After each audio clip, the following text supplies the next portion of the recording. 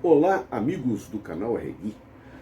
Neste último programinha do ano, neste último comentário do ano, eu gostaria de citar alguns destaques positivos da temporada que se encerra do futebol brasileiro.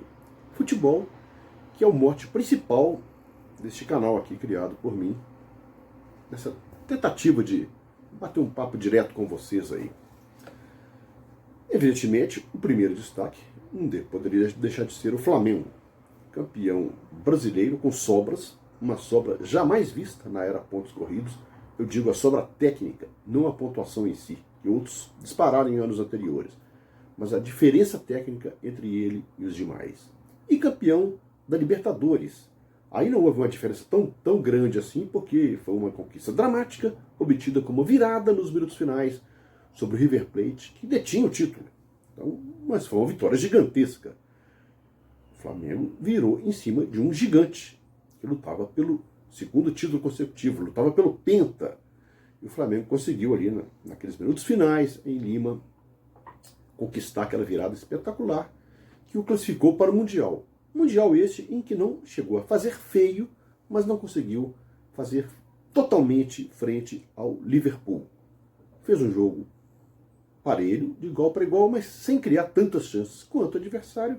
E no momento decisivo da partida, o adversário teve mais de onde tirar para ser campeão com o gol do brasileiro Roberto Firmino. Então o Flamengo, evidentemente, é o primeiro destaque desse 2019 que se encerra pelo futebol praticado, pela intensidade do seu jogo, pela concentração absoluta, algo raras vezes visto no futebol brasileiro. Um time tão fominha, tão em cima, tão obcecado pela marcação alta, por desarmar o adversário em seu campo de defesa, por dar o bote, aquele bote certeiro. Quantas vitórias espetaculares o Flamengo não conquistou.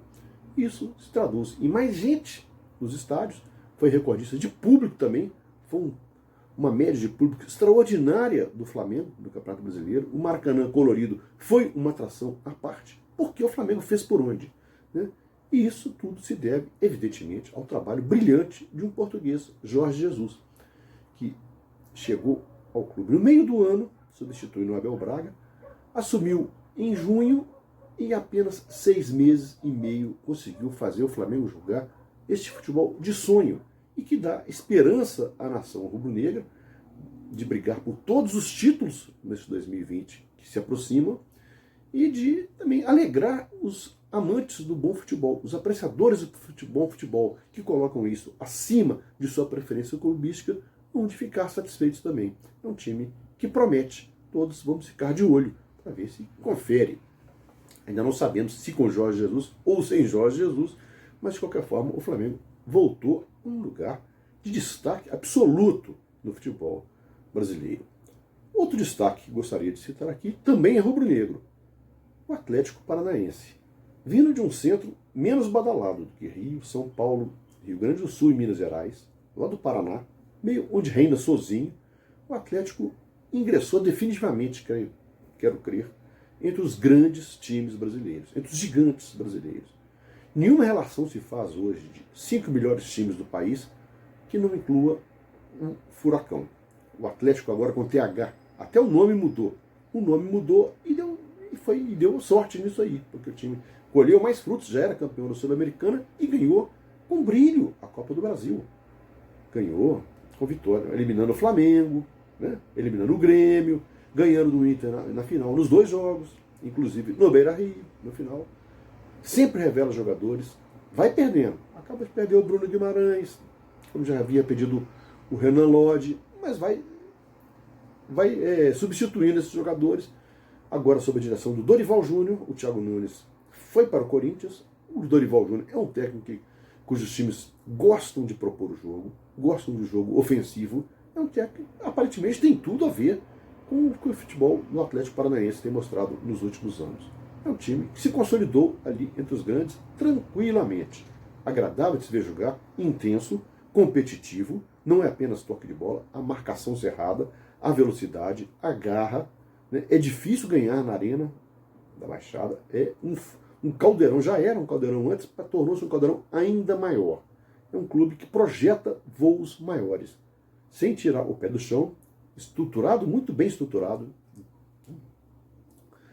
Tem um CT de primeiro nível, um estádio de primeiro nível, e agora um time também de primeiro nível. Seria o segundo grande destaque de 2019. O terceiro é um time que não conquistou títulos, mas conquistou a simpatia e caiu no gosto de todo mundo. O Santos. O Santos jogou segundo suas melhores tradições, para cima, agredindo os adversários. É bem verdade que levou algumas goleadas aí, porque jogava muito aberto, mas de qualquer forma alegrou mais do que decepcionou. É um time que havia perdido sua dupla de ataque para o Flamengo, né? Bruno Henrique e Gabriel, o Gabigol, havia perdido e conseguiu se reconstruir. Conseguiu projetar esse Soteldo, um baixinho venezuelano bom de bola, um garoto ainda, que tem muito futuro pela frente, e ao lado do Carlos Sanches, um veterano uruguaio que organiza todo o time, que dá ao meio-campo aquele verniz de bom conjunto. O Santos é um time muito bem dirigido, foi muito bem dirigido pelo Jorge Sampaoli, o argentino. Agora terá um português, Jesualdo Ferreira, no comando, diretoria sonhando alto novamente, sonhando com um técnico de fora. É um time que terminou em alta. Um grande goleiro, o Everton, bons jogadores, perdeu alguns, é verdade, mas sempre o Santos sempre consegue revelar talentos. É um time a se elogiar pelo 2019, mesmo sem título. Ele competiu, ele foi vice-campeão brasileiro. Isso não é pouco. Isso não é pouco.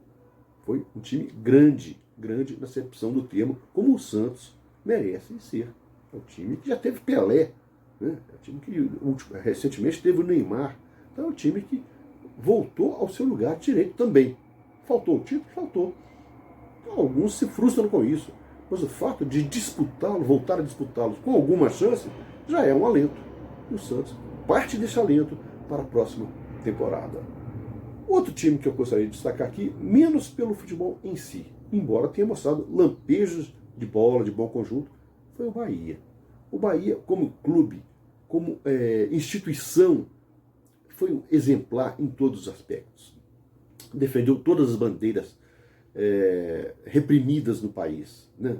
Os direitos sociais, os homossexuais, os negros. A Bahia sempre esteve ali, sempre esteve ali na linha de frente, se posicionando corajosamente, né? Desafiando, inclusive, essas normas vigentes que assola o comando da nação, né? E o Bahia desfilou em campo toda a sua multiplicidade de raças, de gentes, de credos.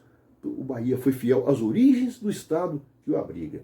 Deu orgulho de quem gosta de futebol, mas quem gosta da vida e da cidadania, ver um clube se posicionar com tanto respeito. E nada melhor do que ter sido dirigido por um técnico que defende isso. Roger Machado, cujas entrevistas foram atrações à parte, justamente por colocar os dedos na ferida do racismo, da perseguição, né, da discriminação. Né? E ele fez um bom trabalho no Bahia. Pode não ter sido brilhante, deu uma queda no retorno do brasileiro, mas mostrou que um clube está de mão cheia, né? Está no alto da maré da conduta social, né? Do respeito a todas as bandeiras, principalmente as perseguidas. Eu daria o parabéns ao Bahia. Os demais clubes, por motivos diversos, decepcionaram. Alguns ficaram na média ali, tipo o Grêmio, né? Tipo os times do Nordeste, não se pode cobrar. O Fortaleza fez um trabalho digno, o Goiás um trabalho digno no final do ano, né? O Ceará conseguiu escapar do rebaixamento, mas outros decepcionaram. Tecnicamente, sim, poderiam ter brigado mais um pouco. Fluminense, Vasco, Atlético Mineiro, Internacional, Botafogo, eu nem vou dizer do Cruzeiro, que foi, né, a maior dos vexames, rebaixado, num ano de vergonha para a nação azul. São Paulo decepcionou, o Corinthians decepcionou, né, o Palmeiras, com todo o seu poderio, toda a sua grana, né, um pouco de empáfia também pesou isso. O Palmeiras poderia ter brigado, ter ganhado um dos títulos que disputou e não ganhou. Então, esses decepcionaram. Mas vamos ficar com os exemplos positivos. Aqui, este canal Arregui deseja a vocês um grande 2020. Se Deus quiser, estaremos juntos nessa caminhada aí, defendendo o futebol brasileiro, o bom futebol julgado. Um abraço e um grande 2020 a todos vocês.